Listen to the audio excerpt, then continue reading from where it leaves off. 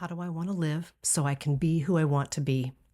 Now, this is a masterful question posed by Ruth Haley Barton in her book, Sacred Rhythms. This is an important question to bring to the surface because many of us are living at breakneck speed and it's taking a toll on us spiritually, relationally, and even physically.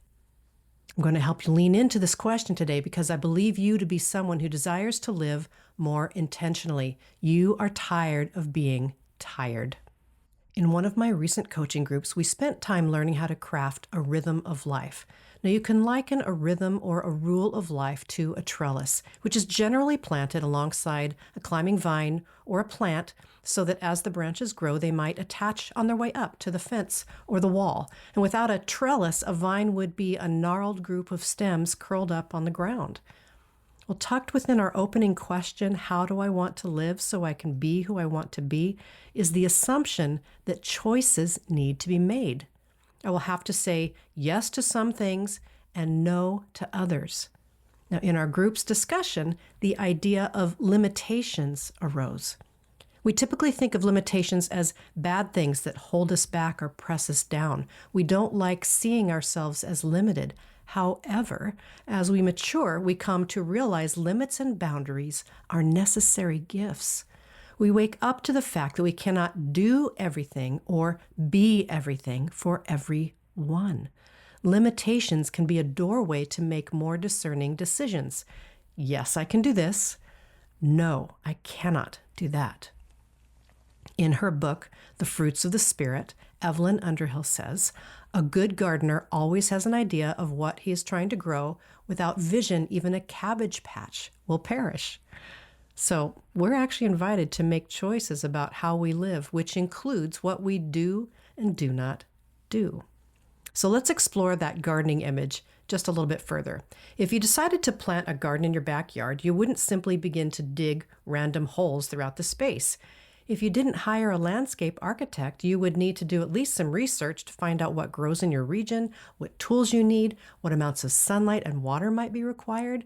And all of these would establish the limits for discerning what to plant and how to care for it. Or let's consider how this applies in the arts. Artists limit themselves by choosing a particular medium to work in. A painter chooses whether to work in oils or watercolors or acrylics, which colors to use and the size of the canvas. A sculptor decides whether to use granite or marble, as well as the dimensions for the finished sculpture, which will determine the size of the slab they need to start with.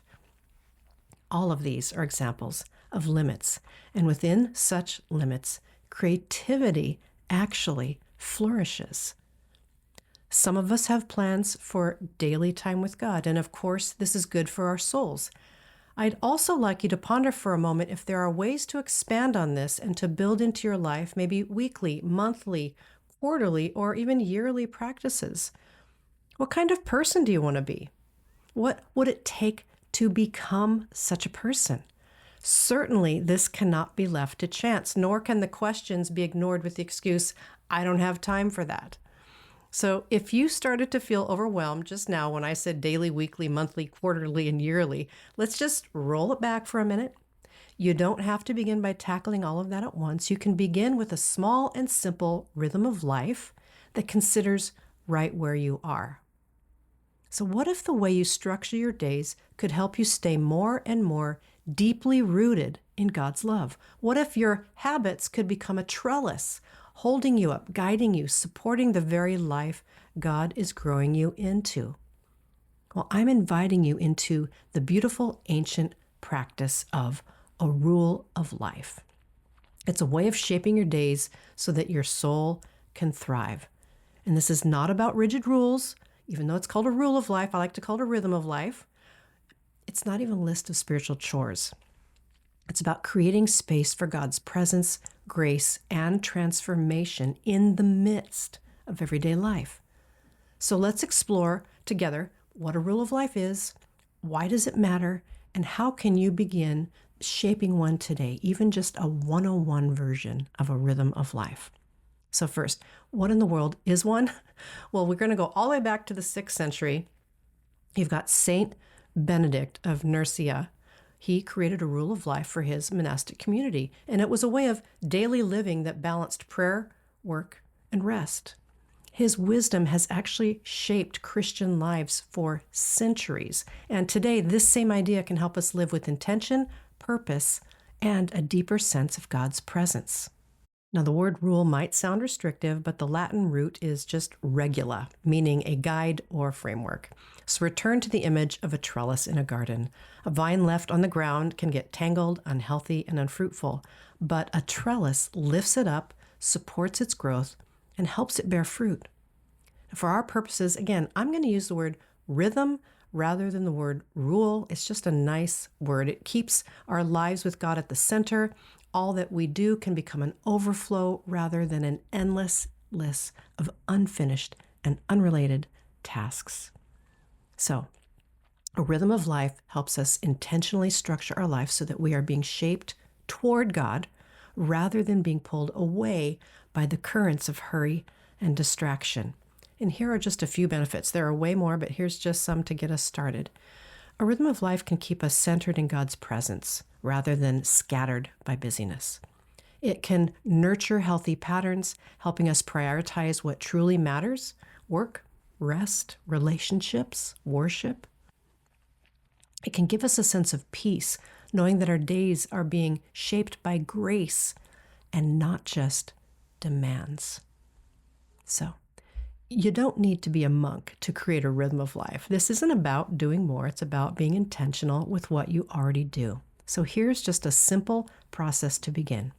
For now, you don't have to decide all the areas of your life, and you don't need to cover all the ranges of your calendar. Let's simply begin with what might be good for your soul. And a great way to begin is with desire. And the question for that is, what do you really want? When you're pondering that question, I highly recommend that you begin with practices and activities that you actually enjoy.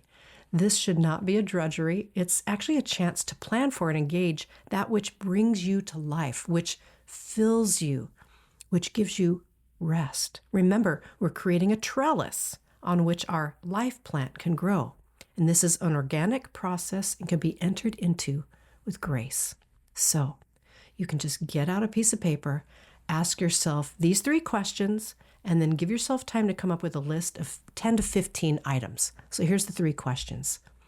What feels life-giving to me? What brings me joy? And what enables me to rest? Now you can answer any number of those, all of them, but just make a list of 10 to 15 items and then circle your top 2 for now. We can come back and visit all the rest later, but pick your top 2. These are actually 2 holy yeses, right? Maybe you want to enjoy a nature walk, then walk with God. You might want to hole up in a cozy spot in your home and enjoy some scripture and journaling or reading. Do it with God. Or you might want to give yourself some time with a good friend. You and God together can enjoy connecting with your friend. Begin the practices that bring life. More examples: listening to worship music, scripture reading, again, walks in nature, gardening, reading a good book, sitting in silence, dancing to loud music. Really, the sky's the limit, because this is about you getting in touch with what you want to do, what is life-giving. So, starting simply, get these 2 holy yeses on your calendar.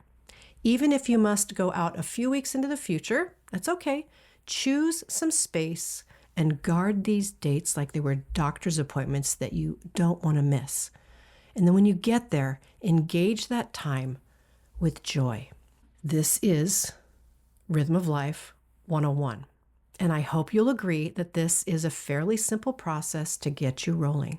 A whole rhythm of life would continue to build on this idea.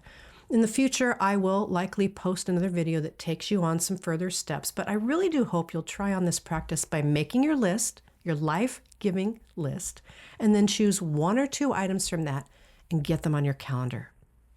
Life-giving practices are gifts from God, and I believe they are planted deep within us as desires, invitations to enjoy God's presence in all its various forms. A rhythm of life is a way of setting limits and making plans so that you become who you were made to be. It doesn't have to be overwhelming, And if you are in any form of anxiety, tiredness, or exhaustion, what are you waiting for? Building and engaging a rhythm of life is a big part of our PACE cohort training process. We will journey with you for 2 years as you learn to connect the dots between your own life of formation and how you interact with and lead others. So go to unhurriedliving.com/PACE, it's PACE, to learn more and consider joining a future cohort. I encourage you, engage in what brings you life and connect with God through that. It's good and right to care for your own soul, even as you seek to care for others. I pray that you will be inspired like a gardener, a painter, or a sculptor to create beauty in the form of your own cultivated life with God. A healthy rhythm of life isn't about perfection. It's about staying connected. Like a vine on a trellis, your soul is meant to grow, stretch, and bear fruit in God's love. So where will you begin? I would love to hear in the comments. What is one rhythm that helps you stay rooted, or a rhythm that you want to start trying? Let me know. I'd love to hear. And as always, grace to you as you walk in step with God's unhurried way. If you enjoyed this video, please give it a like and subscribe for more content like this, and click the notification bell so you'll know when we drop any new content.